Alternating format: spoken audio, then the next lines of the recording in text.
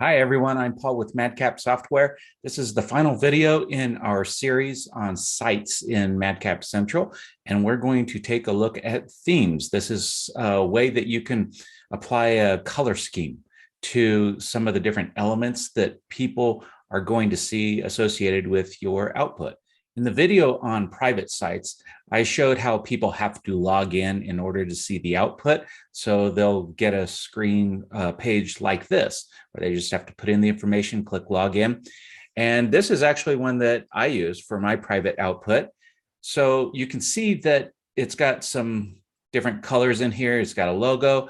This is the kind of thing that that themes let you control, as well as other things like a 404 page. If a topic it can't be found and you get a 404 page, so you can also control something like that. So let's go check out themes here.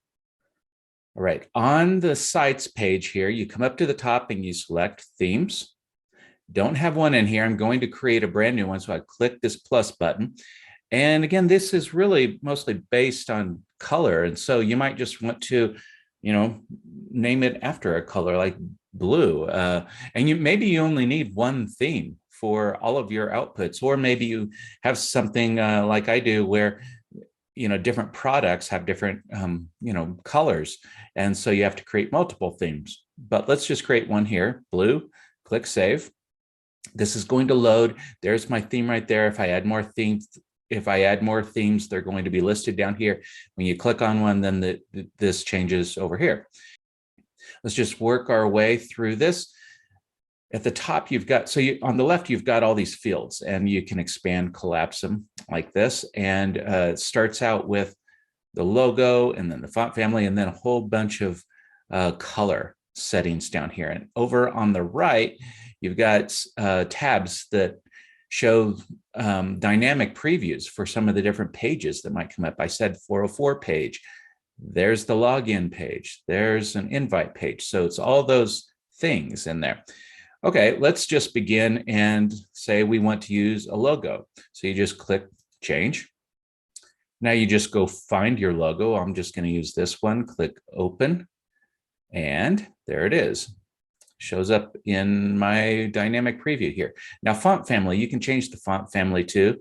So the thing about this is you just have to make sure you type it exactly as it is in the system. So you might want to select something like Roboto, and you look over here and you're going to see this text is going to change when you select a different one. Or like Rockwell, you can see that it changed there. I always think of that guy from the 80s when I see the Rockwell font. Or like Wide Latin, that one really changes like that. But if you don't spell it just the way it is in your system, like if I didn't have a space in between there, that won't work. Okay, so you can go in and you can put in a font family. Let's just do Roboto. Now, all these color fields are pretty much the same.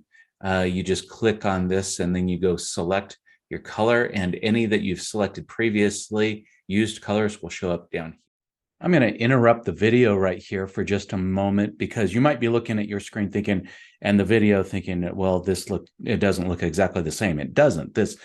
When I originally recorded the video, the UI was just a little different when it comes to the color picker. So now it actually looks like this, but it's pretty much the same thing, how to select it. So this doesn't have a color on it. You just click that and it actually looks like this. So you got this gradient thing in here where you can go and select colors. You can enter the hex.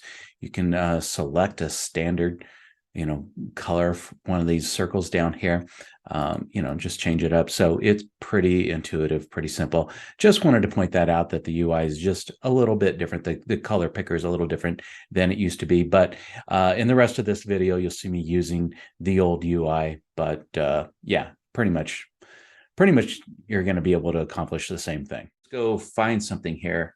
This is button text. This sticks out, this kind of bluish green kind of thing there.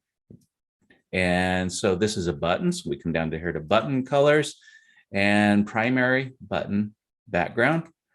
And we said this is our blue theme. So let's go into the blue stuff and we can just select one like that. All right. But you notice that, all right, the text is a little bit harder to read with that color. So maybe we want to change the text to, so primary button text. We can come in here, go there. Here's a previous light color that I used. So select that. And there you go. You can also put in, if you have a specific hex number or RGB, you can fill those in there too. So that is how you do those. And then you just kind of work your way through all of these things. And down here are a couple of these unique things, because these are not full pages. Like this one is a toggle pop-up. So you might want to change the background, the text, this OK thing right there. And same thing, you just change it over here and it will, you'll see the changes here in this preview. And when you're done with it, you just click it again and that removes that preview. Then there's toggle loader. So that one, yeah, it's just really the color of this spinning thing when a page is trying to load. And after you select whatever color you want for that, then click that to remove or hide that preview for it. That is pretty much, the extent of it. It's very simple, actually. Now, you're going to see text in here. You can't change the text, even for things like, MadCap ID that you're going to see at the top of some of these, create MadCap ID at the top of these things. The text can't be changed. It's just really what I showed you. It's the color, the logo, the font, those things. Now, once you get a theme all set up, you can, and you want to save. Make sure you save it. Don't just click off on something else, or else you lose your changes. So click save down here. And now it's good. Now, once you get this all finished, now, if you have different, themes that you need to do, you can duplicate a theme and give it a, new name in here and save it. And it'll start out with those same settings, but then you can, go in and adjust things as you want. All right. So once you have the theme created, what do you do with it? Well, that's one of the things that you select when you're creating a new site, or when you have an existing site and you want to associate that theme with that output. So I'm going to open up this one right here, and you can see there isn't a theme that's been selected. It's just, if you don't select a theme, it's just using the default that's provided by Central.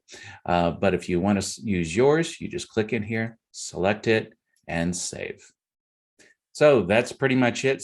It's pretty simple, the themes, and that's it for this series on sites. Thank you for watching. We'll talk to you next time.